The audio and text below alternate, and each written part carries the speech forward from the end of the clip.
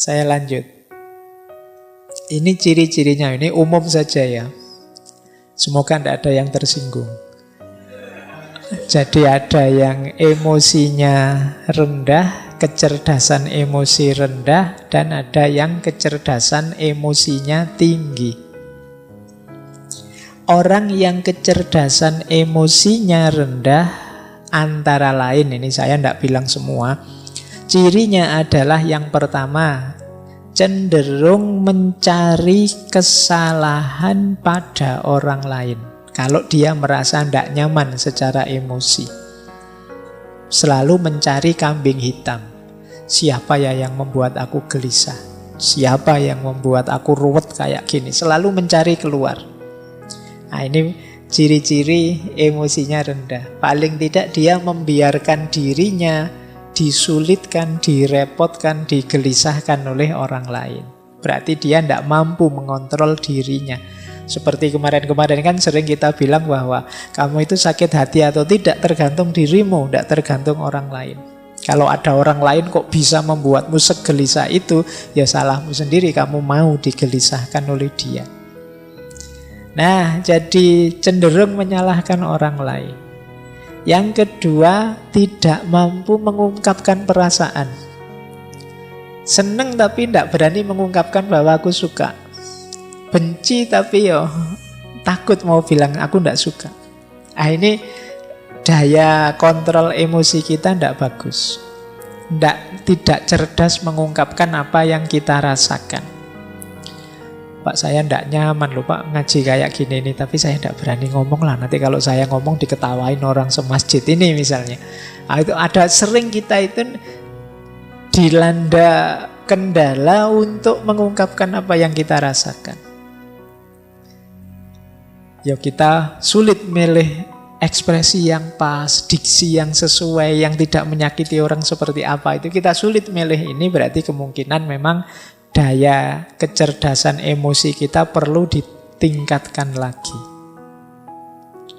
Yang ketiga, suka menyerang, menginterupsi, mengkritik, memberi cap orang lain. Nah, agresif ke orang lain. Nah, ini ciri-ciri kecerdasan emosinya kurang tinggi. Saya mau bilang rendah kok sungkan. Jadi ya, jangan suka nyerang orang lain. Ini alamat apa? Dia kesulitan untuk berempati atau memahami atau mengerti perspektif yang diambil orang lain. Jadi dia hanya merasa satu-satunya yang benar ya versiku. Akhirnya yang lain dianggap salah semua, dikritiki, diserang terus yang lain. Nah, ini kemampuan kelola emosinya rendah. Yang keempat, suka memberi analisis rasional berlebihan menanggapi ungkapan perasaan orang lain. Nah, ada enggak teman-teman yang punya teman ketika kita sedikit curhat padanya, kita curhat 3 detik, dia nasihatnya setengah jam. Ya. Aku itu loh kok perasaanku ndak nyaman ya. Wah, terus kita nasihati, ya hidup itu memang begitu, ada teori ini ada. Iya. Jadi itu sebenarnya ya termasuk ciri-ciri belum matang emosinya. Masih ingin mendominasi, masih ingin menguasai, masih ingin orang lain harus ikut dia. Nah, terlalu banyak ingin ngontrol. Berarti dia ingin memposisikan diri lebih tinggi dari temannya, dari sahabatnya. Nah, termasuk ciri emosi yang rendah adalah sering bohong tentang perasaannya atau emotional dishonesty. Ini sama seperti tadi. Kalau tadi tidak mampu mengungkapkan, kalau ini bohong. Mungkin demi citra, mungkin demi orang lain senang, mungkin demi macam-macam. Tapi intinya dia bohong. Padahal itu merugikan dirinya, bisa juga merugikan orang lain. Karena orang lain jadi sulit memposisikan diri di hadapan kita. Suka enggak kamu kalau saya gayanya begini? Sebenarnya enggak suka, tapi bilang, wah suka sekali saya Pak. Meskipun nanti kalau saya enggak ada, diam-diam, itu loh Pak Faiz ngomong apa sejak tadi misalnya. Nah, ini namanya emotional dishonesty. Jadi ketidakjujuran emosional. Ini kalau orang-orang dekat kita, kalau kita tahu mereka tidak jujur kan menyakitkan. Jadi tidak hanya merugikan diri sendiri, tapi merugikan orang lain juga. Karena kita jadi sulit memposisikan diri di hadapan dia, wong dia tidak jujur. Jadi seneng tapi bilangnya benci, benci tapi bilangnya seneng, itu kan merepotkan. Jadi, ya mbok kalau seneng bilang saja seneng. Meskipun saya seneng sih, tapi ya kamu ndak usah terbebani lah, wong cuma saya saja. Kok kan ndak masalah. Yang penting kamu jujur. Nah, biasanya juga orang yang emotional quotient-nya rendah itu adalah pendengar yang jelek. Ndak betah dia mendengarkan, suka interupsi, suka debat. Tidak mampu menunggu orang sampai tuntas bicara. Di tengah jalan selalu menyela. Nah, ini kemampuan kontrol dirinya rendah. Mungkin kadang kalau debat itu kan sering saling nyamber itu. Mungkin dia khawatir kalau ini teman lawan bicaraku selesai ngomong, jangan-jangan sulit aku bantahnya. Akhirnya dicegati tengah jalan. Nah, ini pendengar yang jelek. Berarti debatnya memang nyari menang kalah, bukan mencari yang benar. Maka yuk latihan. Terus melebih-lebihkan atau mengecil-ngecilkan yang dirasakan. Kan banyak orang itu hal kecil diheboh-hebohkan. Perasaannya sendiri yang biasa saja sebenarnya itu urusan sepele, tapi seolah-olah wah, sekedar misalnya, wah aku kok enggak kebagian minum ya, wah jangan-jangan takmirnya sentimen saya. Jangan-jangan dibesar-besarkan. Ini mungkin dia khawatir tersaingi oleh aku mungkin. Dia khawatir mikirnya tidak karu-karuan, melebih-lebihkan. Jadi mendramatisir hal-hal yang sebenarnya biasa-biasa saja. Baik, terus tidak peka terhadap perasaannya orang lain. Jadi orang seperti apa dia tidak peka. Jadi ngertinya ya perasaanku saja. Dia marah-marah kalau orang tidak mengerti dirinya, tapi dia tidak mau mengerti orang lain. Kemudian sering merasa insecure, tidak aman, sukar menerima kesalahan diri sendiri dan berat kalau mau minta maaf. Jadi kalau ada teman-teman punya ciri begini, berarti ya harus belajar lagi emotional quotient. Kecerdasan emosional. Kemudian pesimis, merasa dunia ini tidak adil. Wah, tidak adil dunia ini. Orang kaya kok tambah kaya, aku kok tambah miskin. Kan sering yang mengeluh begitu kan banyak. Tidak adil Allah ini. Kadang-kadang Allah juga dimarahi. Nah, ini hidup pesimis. Apa maunya Allah itu? Saya kemarin baca di mana itu. Apa yang dipikirkan Tuhan itu kan gitu. Kan banyak yang komplain dengan kalimat-kalimat begitu. Baik, jadi pesimis, sukanya mengeluh. Yang dilihat yang buruk-buruk, yang jelek-jelek saja. Ini ciri-ciri emosional kecerdasannya rendah. Kemudian kaku, tidak luwes. Jadi sulit beradaptasi terhadap perubahan-perubahan dalam hidup. Orang yang kaku itu kan berat, mudah patah. Maka jadilah orang yang tangguh. Tangguh itu bukan berarti kaku. Kalau pakai ilustrasi biasanya orang berilustrasi kayak sabuk. Sabuk itu kan lentur.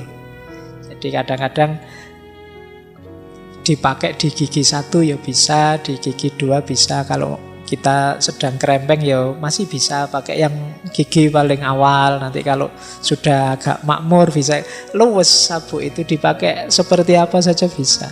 Karena apa? Dia lentur. Beda dengan yang kaku. Tombak misalnya, itu kan tidak bisa dilipat, tidak bisa ditekuk. Kalian bawa tombak naik motor ya malang-malang tidak karu-karuan. Karena apa? Kaku, mudah patah. Tapi kalau pakai sabuk gampang. Itu maka orang-orang yang emosinya tidak bagus cara pengendaliannya, ya dia biasanya kaku. Sulit sekali dinego, sulit sekali dilembutkan. Terus biasanya kemudian jadinya tidak harmonis dengan orang, lebih harmonis dengan yang bukan manusia. Iya, dengan koleksinya, dengan binatang kesayangannya. Sampai kemarin ada yang menikah sama kambing itu ya. Mungkin dia sudah putus asa dengan manusia, itu dia. Jadi kenapa ada orang putus asa dengan orang lain? Karena dia sendiri sulit membangun relasi yang harmonis dengan orang lain. Dia menyangkal fakta bahwa kita ini makhluk sosial yang tidak bisa hidup sendiri. Nah, jadi itu di antara ciri. Kalau ada orang kok lebih sayang dengan motornya, dengan mobilnya daripada keluarganya, anaknya, istrinya, itu kemungkinan ada masalah dalam relasi. Terus puas kalau bisa menghina orang lain, mengalahkan orang lain.